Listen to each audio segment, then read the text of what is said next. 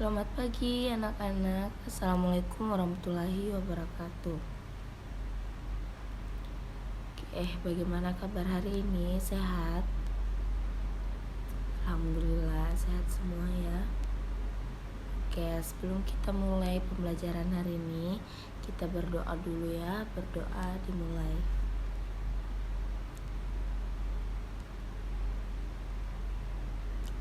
Doa selesai. Saya absen dulu ya. Yang pertama, semoga husna.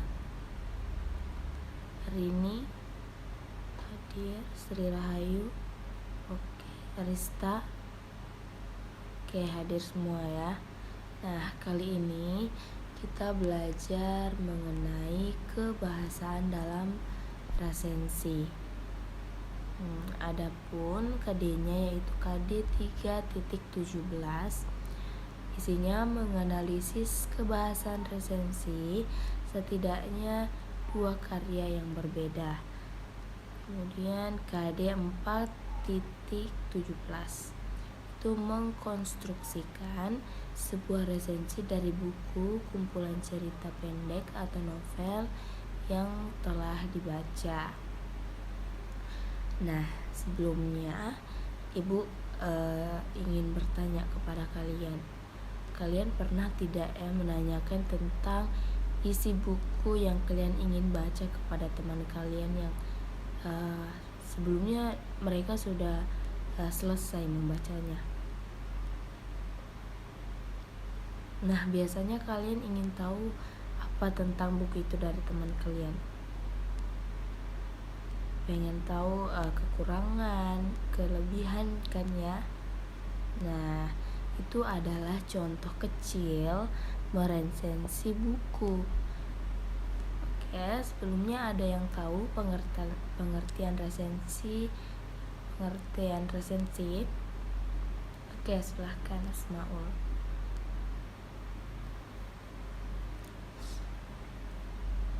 Nah, betul sekali ya yang dikatakan Asmaul Husna.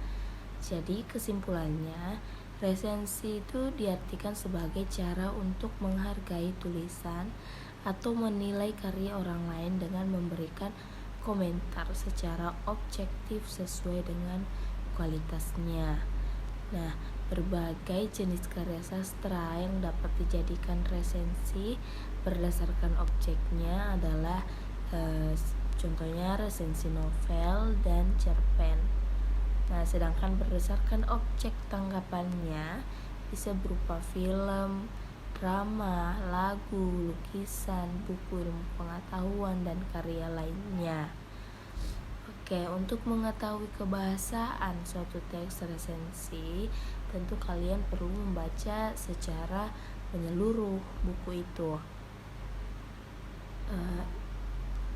Bahwa kebahasan apa yang digunakan dalam teks resensi. Jadi kaidah-kaidah kebahasan teks resensi itu diantaranya yang pertama Ibu singkat saja bahwa resensi itu banyak menggunakan konjungsi penerangan. Nah, contohnya itu bahwa, yakni, yaitu. Kemudian dalam teks resensi juga sering ditemukan konjungsi temporal. Nah, contoh konjungsi temporal yaitu semenjak, kemudian, dan akhirnya. Nah, selanjutnya banyak juga menggunakan konjungsi penyebab. Contohnya seperti karena, sebab. Nah, terdapat pernyataan saran dengan menggunakan pernyataan-pernyataan yang mengandung rekomendasi pada bagian akhir. Nah, hal ini ditandai dengan menggunakan kata seperti seharusnya dan hendaknya. Nah, resensi itu juga menggunakan kata kerja mental. Nah, contohnya itu menarik, menyukai, menikmati, menyadari, mengejutkan, memikat, dan bahagia. Nah, itu sering sekali ditemukan di resensi. Kemudian adanya kata serapan. Nah, beberapa kata dalam bahasa Indonesia menyerap unsur dari berbagai bahasa, baik itu bahasa daerah maupun dari bahasa asing. Salah satunya penulisan kata serapan haruslah ditulis sesuai dengan cara pengucapan yang berlaku dalam bahasa Indonesia. Seringkali kita menemukan kata serapan di dalam resensi. Nah, untuk contoh resensi buku, kalian bisa membaca dan memahami isinya pada buku paket kalian di halaman 205. Nah, Ibu persilahkan kalian membaca dan memahaminya. Oke, sudah membacanya. Nah, setelah kalian membaca contohnya, ada yang mau ditanyakan? Oke, saya beri kesempatan kepada Ayu. Nah, oke. Jadi pertanyaan Ayu bagus sekali ya, yaitu apa struktur teks resensi. Oke, sebelum Ibu yang menjawab, di antara kalian ada yang ingin menjawab? Ayo, silahkan. Oke, silahkan Rini.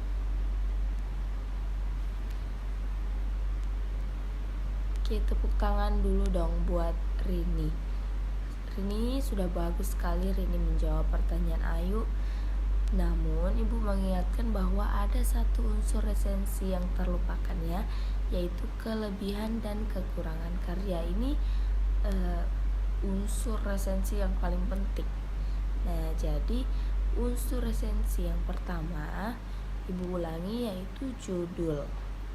Oke, judul resensi berbeda dengan judul karya yang dibahas. Biasanya penulis akan menambahkan kesan mengenai karya terkait dalam judul resensi. Oke, kemudian yang kedua adalah identitas karya. Nah, identitas karya memuat pembuat karya, tahun pembuatan, halaman, dan keterangan lain terkait karya yang dibahas. Kemudian yang ketiga adalah sinopsis. Nah, sinopsis ini merupakan informasi singkat mengenai karya yang dibahas dalam teks resensi. Nah, ini yang keempat itu kelebihan dan kekurangan karya. Nah, bagian ini memuat kelebihan dan kekurangan karya terkait buku yang diresensi. Kemudian yang kelima itu simpulan. Nah, simpulan ini penting juga. Simpulan adalah penilaian keseluruhan terhadap karya yang diresensi. Oke, nah sudah paham ya semuanya. Ibu simpulkan materi hari ini bahwa resensi diartikan sebagai cara untuk menghargai tulisan atau menilai karya orang lain dengan memberikan komentar secara objektif sesuai dengan kualitasnya. Nah, kemudian ada pun kaidah kebahasaan resensi, yaitu menggunakan konjungsi penerangan, menggunakan konjungsi temporal, konjungsi penyebab, kemudian kata kerja mental, terdapat pernyataan saran dan kata serapan. Oke, sudah jelas ya. Nah, selanjutnya Ibu akan memberi kalian tugas, yaitu membuat resensi buku yang kalian sudah baca. Kalian bebas ingin meresensi buku pelajaran kah, novel, apapun yang kalian sudah baca ya. Jadi minggu depan kita akan membandingkan kaidah kebahasaan dua resensi yang berbeda. Oke. Kalian semuanya jaga kesehatan. Jangan lupa kalian tetap harus semangat belajarnya, karena minggu depan kita sudah memasuki ujian akhir semester. Saran Ibu, kalian harus belajar terus dan tetap berdoa. Oke, pertemuan hari ini Ibu akhiri. Sampai jumpa di pertemuan selanjutnya. Semangat terus. Assalamualaikum warahmatullahi wabarakatuh.